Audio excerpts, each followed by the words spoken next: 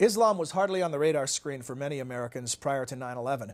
This in spite of the fact that there are approximately 1.5 billion Muslims worldwide, with 6 to 7 million residing in the United States alone.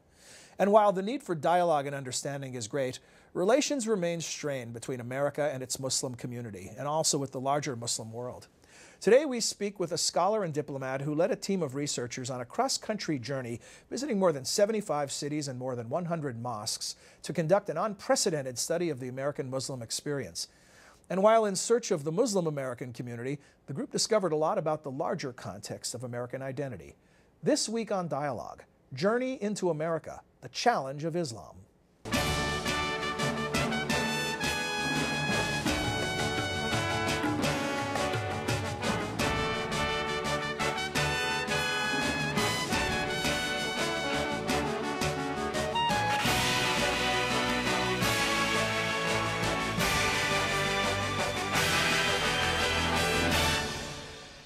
Hello again and welcome to the Woodrow Wilson International Center for Scholars in Washington, D.C. I'm John Molesky. Each week, Dialogue explores the world of ideas and issues in international affairs, history, and culture. Our guest today is anthropologist, educator, and author Akbar Ahmed. Dr. Ahmed is the Ibn Khaldun Chair of Islamic Studies at American University, the first distinguished chair of Middle East and Islamic Studies at the U.S. Naval Academy, and a non-resident fellow at the Brookings Institution. Previously, he served as Pakistan's High Commissioner to the United Kingdom. Akbar, welcome to Dialogue. Thanks for joining us. Thank you, John. Before we dive into the new work, Journey into America, and I'll show it to our viewers, I want to ask you about the previous book, right here, Journey into Islam, and talk to us about how these two projects relate. You took your team into the Islamic world for Journey into Islam. Well, John, in a sense, both are halves of the same project, which really is to try to understand this very complicated and ongoing and urgent relationship between America and the Muslim world. So the first journey was to the Muslim world. I went to the Middle East, South Asia, Far East Asia, with a group of young Americans. These are mainly my students and researchers. And at the end of this long journey, we wrote up a book, Journey into Islam. But we all felt that the project was still incomplete until we understood how America was viewing Muslims and Muslim culture and Muslim history and the Muslim world. So we undertook this trip into America, 75 cities. We went to 100 mosques, and we traveled for almost 1 full year. I took a sabbatical. I was due a sabbatical. And while a lot of my colleagues enjoy that, they write a book or take it easy, I really felt that this was very urgent for me, particularly as a Muslim and a social scientist living in America today. So in a sense, it was also a tribute, my tribute and the tribute of my young Americans to America itself. If you remember, right after 9/11, you and I had not met yet. We just met briefly afterwards. But I remember some public statements by you about the imperative now for Americans to understand Muslims and understand Islam. Well, here we are a decade later, and the results are not that promising. They are not promising, John, and at the same time they are encouraging. So it's a kind of contradictory movement. There's a lot of hope and there's a lot of challenge. A lot of hope I see, for example, you see some extraordinary American leaders. I would cite the President himself and other leaders, General Petraeus, General McChrystal, Colonel David Kilcullen, who are reaching out, saying we must reach out to the Muslim world with dignity and respect. Now, this is new. This wasn't taking place straight after 9/11. The challenges, so much misunderstanding, so much lack of knowledge of each other, Muslims, of America, and what it stands for. And that's what you found out there in the trenches. Yeah. Still, I think you used the term that some Americans still view Muslims as if they're aliens. Yes, a lot of Americans we met, good-hearted, open people. Sometimes they tell me, and we're talking right across America, they'd say, you are literally the first Muslim we've talked to or have met. And I'd urge them, I'd say, make Muslim friends, go to a mosque. And I'd urge Muslim audiences, I'd say, read about America, understand the culture, read about the founding fathers, read about Benjamin Franklin and Jefferson and Washington. These are incredible figures. So the process is both encouraging and exhilarating and challenging, because right now, John, since the time we met and talked very soon after 9/11, we now have almost 200,000 troops in Muslim lands. We have a situation, a grave situation in Iraq, in Afghanistan, now increasingly in Pakistan. And it's not entirely clear how this great adventure overseas is going to end. And in the meantime, America is seriously in debt to trillions and trillions of dollars. And talk to us a bit about the methodology. I know that one of the things you did is instruct the team as they were interviewing people and engaging people to be non-argumentative, to be neutral, no matter what they heard. Well, this is a challenge, as you know, for a lot of young Americans because, you know, they're involved in debate and discussion. That's the charm of being living in a free and democratic society. But I told them, look, we are all researchers. We are here as mirrors. We are here really to record and take a snapshot of society. I'm an anthropologist, and this is the anthropological method, where the anthropologist in the field simply records. So we went rigorously through the procedures. I would take interviews, my team would take interviews, they'd take notes, they'd have diaries, they'd fill in questionnaires. So the data we have, John, is unprecedented on American society today. I don't think many social scientists have done what we did, which is A, go into the field, B, for a protracted length of time, and C, simultaneously look at a community together. So 5 or 6 people are looking like 5 or 6 cameras rolling at the same time, focused on one respondent. One of the questions in your questionnaire, you ask people about their role models. What do you learn about people when they respond to that question? John, this is a great question, and I learned this very early in my career as an anthropologist. If you interview someone, you meet someone for the first time, some of these big polls, for example, you know, you ring up someone and say, answer these questions, and very often people are reluctant to open up. But if you start talking to people and really start by, okay, what are your role models? And someone will say Martin Luther King Jr., someone will say Jefferson, someone will say Elvis Presley, or whatever. You then get an idea of the individual. And that very quickly opens up the individual, and they become almost personal with you in talking, because they really are talking of people who inspire them. And nothing opens up an individual than the people who inspire that individual. So it's a great way of really understanding someone. And within half an hour, you can understand where this person stands in terms of culture. The Muslim Americans that you met with and who respond to that question, did anyone emerge as a consensus role model? Well, I'll tell you the big surprise among Muslims, and this will really surprise your viewers. Thomas Jefferson came up again and again. So for many, many Muslims, and you know, they'd say this is the greatest place for Muslims to be living in, while they were aware of the challenges and the pressures on them as a community, they also said, in terms of role models, they would say Thomas Jefferson. And I was curious, because, you know, he's a great hero of mine, and I really admire this man. And I'd say, why Thomas Jefferson? You know, you obviously haven't read very much about him. And they'd say, because he was, in the finest sense, in everything he did and stood for, he reflected the founding fathers, their vision of a society, which they felt, these are the Muslims, was entirely compatible with the Islamic vision.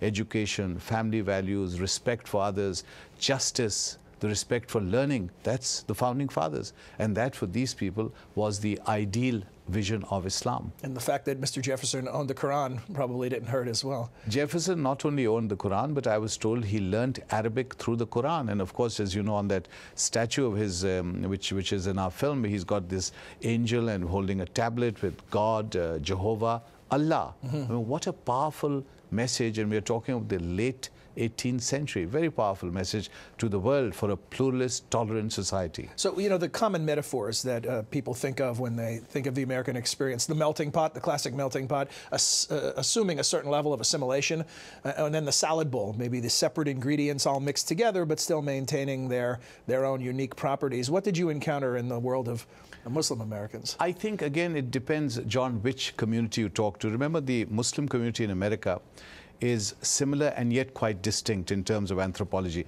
They are the African Americans. We often forget that those are the first Muslims. In fact, my chapter is called The First Muslims when talking of African Americans.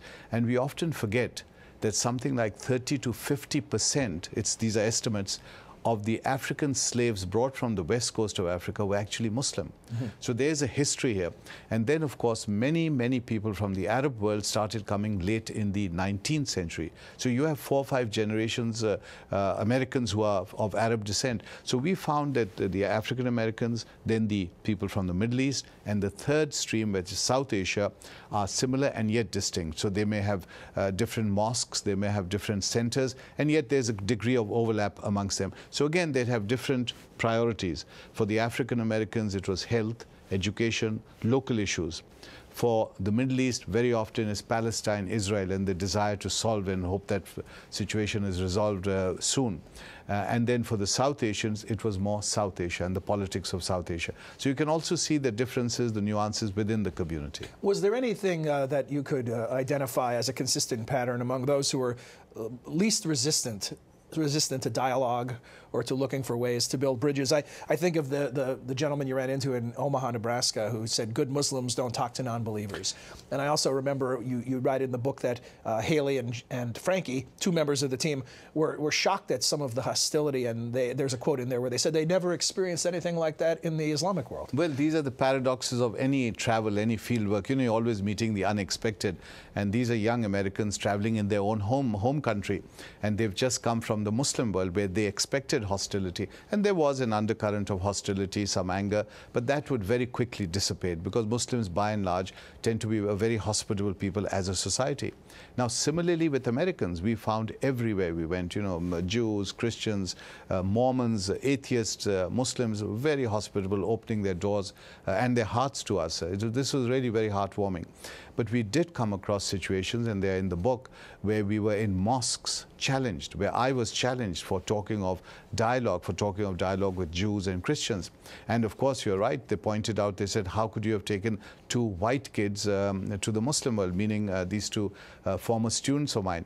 And again, I said, where does color come into Islam? And I was very curious, because color is not an Islamic issue in Muslim societies. You know, there may be many other issues, tribe, ethnicity, sect, but not color. And that alerted me, this came fairly early in the study, it alerted me to the importance of the underlying theme of color in this society. And this society seems to struggle with an ability to speak about that candidly. You've seen in the political debates with Barack Obama and the Tea Party and suggestions that there may be racial undercurrents, and everyone says, no, no, no. Yes.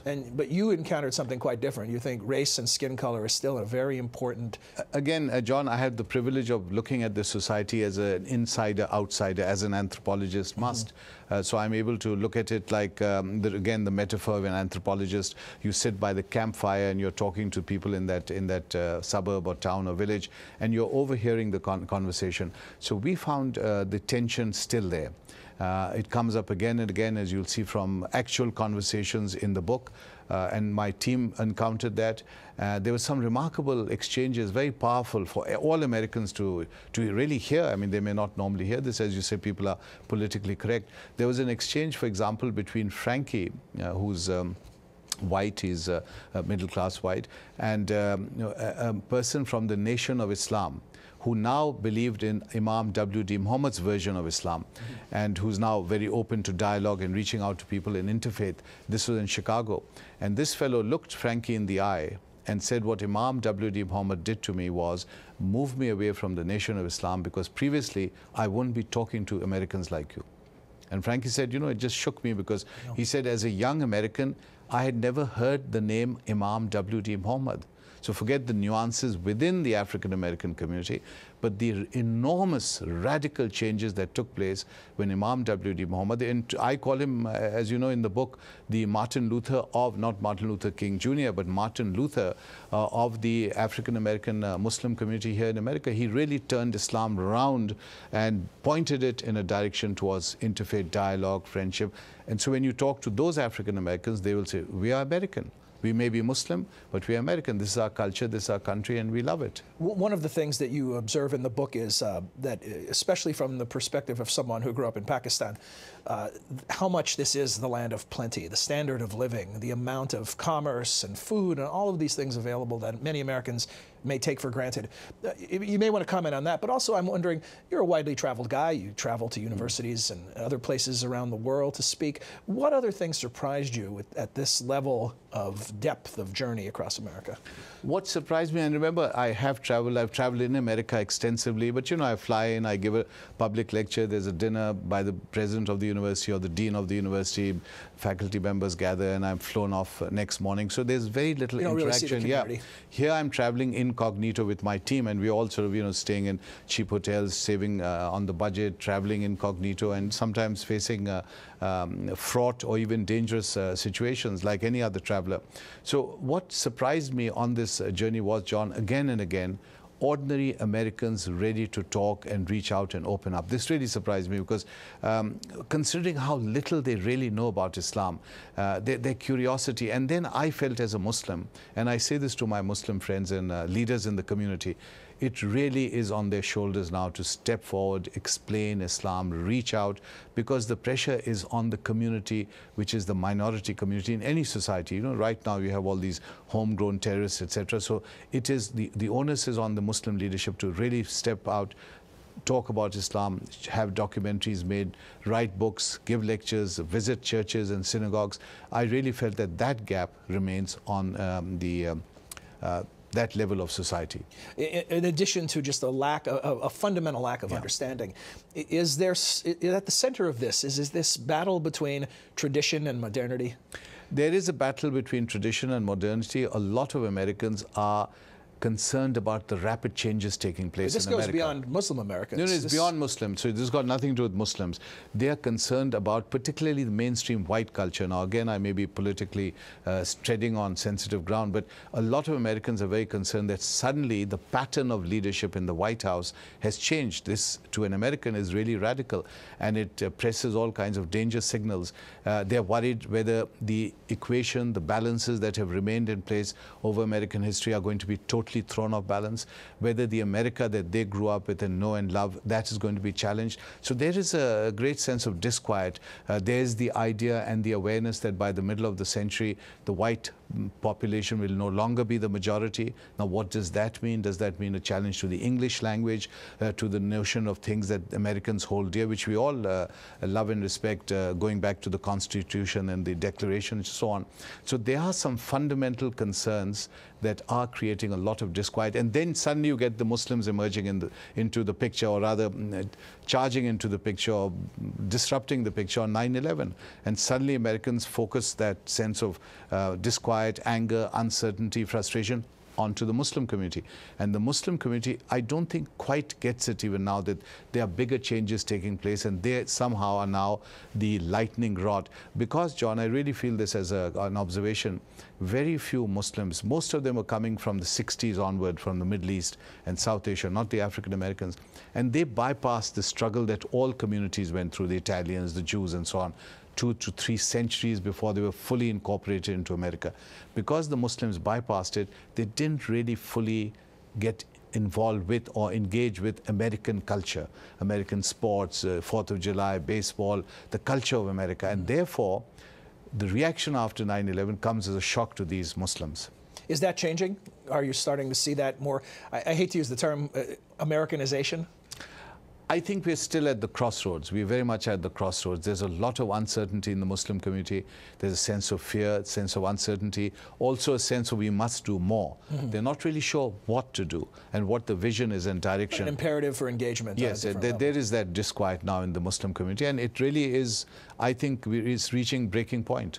You know, we certainly, in the brief time we have together today, can't do justice to the depth and expansive nature of this work. But I do want to introduce our viewers to another element of this journey, which was a documentary. This is a companion piece, and we have a clip we want to show. Well, there are two we'll look at. But if you could help set this one up, tell us who Sheikh Hamza Yusuf is and who Noam Chomsky is. Sheikh Hamza Yusuf is a star in the Muslim community. Now, he's a star for several reasons. He's a philosopher. He lives on the West Coast, San Francisco. White convert to Islam, and a bit of a star in America itself. So he's very well known as a figure within the Muslim community, very articulate. And then you have Chomsky on the Eastern Coast, who of course is one of the Times called him, the New York Times, most probably important public intellectual in the world. So you know, we felt when we were in Boston, we met all sorts of people. We felt we must try to see him, and I was very lucky. I got to him through my friend Barry Hoffman, who's from Boston, of Jewish background, who is in fact the Pakistani Honorary Consul General, and I've known him since I was at Harvard in 80-81. So through Barry, we managed to get to Chomsky, Professor Chomsky, and these two intellectual giants gave us a fascinating interview where you see the interview parallel, both talking of the history of America. Almost as a discussion. It's almost as a dialogue between them, and that's the way we edited this. And we have a brief clip to show you, not the complete. We have about a minute and a half of that exchange. Let's take a look, and then Akbar will get your thoughts. History. But from the very beginning, there's a strong element of fear. This goes right back to the 18th century. A secondary theme underlying it is that the great enemy that's about to destroy us is somebody we're crushing. So in the early years, the great enemy was the Indians, the native population. We're exterminating them, but they're about to exterminate us, and now it's Muslims. But obviously there are certain aspects to the post 9/11 world, in America in particular, that have challenged this country to the core. I think what 9/11 did is it brought it out into the open, which was quite shocking for a lot of Americans. But again, in some ways, it's good. I think Abu Ghraib was an opportunity for us to take a look at ourselves, because Abu Ghraib is not an anomaly. There have been many Abu Ghraibs in American history. Jung talks about embracing the shadow. For America to live in that kind of denial about the atrocities and those dark aspects of our culture and our history is to deny people the possibility of transcending them. You live in a melodramatic universe of comic book heroes and villains. But the theme runs right through, and very typically, it's some group that we're crushing, which is about to destroy us. And the paranoia is very real. Noam Chomsky has said that, racism towards Arabs is kind of the last acceptable bastion of racism. Nobody seems to really care much about the Arabs. And I think that goes for Muslims in general, because Muslims have been demonized. Our history is a history of a 1,000-year war with Islam. I mean, we tend to forget that. Well, as you previewed when talking about the two gentlemen, this is very heady stuff, lots of meaty material to talk about, and this is just one small portion of the entire work. What jumps out at you? I think they're right in terms of pointing out the importance of history. You can't see the relationship between America and the Muslim world out of a historical context. And what 9/11 did was it exacerbated that relationship. And we must understand what Hamza Yusuf said, that there is 1,000 years of history between the West and Islam, both good history and bad history.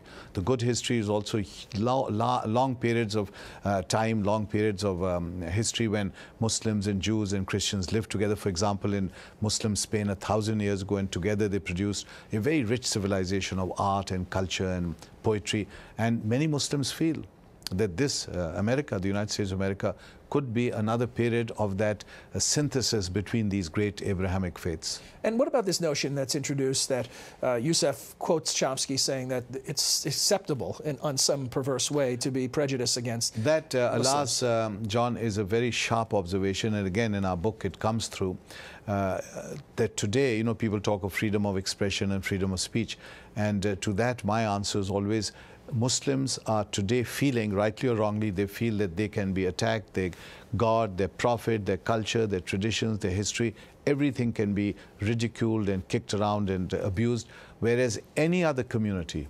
if it's the African American community, you can't use the N-word. If it's the Jewish community, you can't say anything anti-Semitic without risking an uproar and a reaction. So they're asking how come the Muslim community alone is being singled out, and therefore there are double standards at play here. No other community is going through what the Muslim community is going through. So I think Americans, in terms of their own understanding of a fair, balanced society, need to be sensitive to this fact. This is what is happening, and here's Hamza Yusuf, one of the great scholars of America, is an American Muslim, making a comment on it. We had a guest previously who talked about the fact that one of the evolutionary touch points for any religious faith, where it becomes more resilient, is when it can laugh at itself. And he suggested that one of the things missing in the Muslim world are Muslim stand-up comics who make fun of their own faith. We've seen so many examples where there's been a sense of dishonor or bad treatment of the Prophet. What do you think about this idea of that learning to laugh at oneself? Yeah, John, I think your guest completely missed the point. He doesn't know much about Muslim history. If he reads Muslim history, he'll see Muslims are the first people who laugh at themselves. And this tradition goes back to the Prophet himself, who had a great sense of humor. Looking forward, Akbar, this major question that looms here, not just for Muslims, but is reconciling a minority identity with the larger American identity. What has to happen? Two or three things, John. As you know, the last chapter has some very strong recommendations, and I hope Americans will pick it up, because we are at a crossroads, and America really is reaching out, trying to understand the Muslim world. Americans, by and large, need to understand something more about the Muslim community. They need to know more about them than just simply knowing they exist amidst them. Their culture, their history, reach out to their mosque, to their community leaders. Muslim leaders have to very vigorously now begin to charter a course for the community. They have to reform the training of the imams. There are about 2,000 mosques in America, very roughly. Some are big structures, some are just rooms. Who is training the mosques? Who are the imams? Where are they being trained? The young generation, the young Muslims have to be incorporated more vigorously into the American mainstream. We have to see more Muslims in the media. You have discussions on television all the time about Islam and Muslims. 4 people, none of them will be Muslim. Very rarely will you see a Muslim on television, which means most Americans have no idea what Muslims look like even, except when they're shrieking on television from some part of the Muslim world or saying death to America. So these things have to happen consciously from both sides. Otherwise, John, the Muslim community may be small in America, about 7 million, but there is 1.5 billion Muslims abroad. America has hundreds of thousands of troops abroad. We have relations with Muslim societies, and it is a critical time for American history. We really need to reach out and create friends in the Muslim world, which is what so many Americans want, and this is the way to go about doing it. Well, thanks for your efforts in bridge building, Akbar. It's another remarkable project. Congratulations on its completion. And if you're interested in the book, I should let you know it'll be in bookstores this week. Also available online, the Brookings site, Amazon.com, lots of places. Congratulations. Thank you, John, and thank you for all your help over the last decade. Thank you so much. Thank you, Akbar. To those of you watching on MHZ or listening on radio, we appreciate your comments and encourage you to share them with us. And you can do so by sending email to dialogue@wilsoncenter.org. We'll return next week with another edition of Dialogue. Until then, for all of us at the Wilson Center, I'm John Molesky. Thanks for watching. Dialogue is a co-production of the Woodrow Wilson International Center for Scholars and MHZ Networks. Dialogue is available via broadcast, cable, satellite, and telco on MHZ Worldview throughout the United States. To see how to watch where you live, visit www.mhznetworks.org.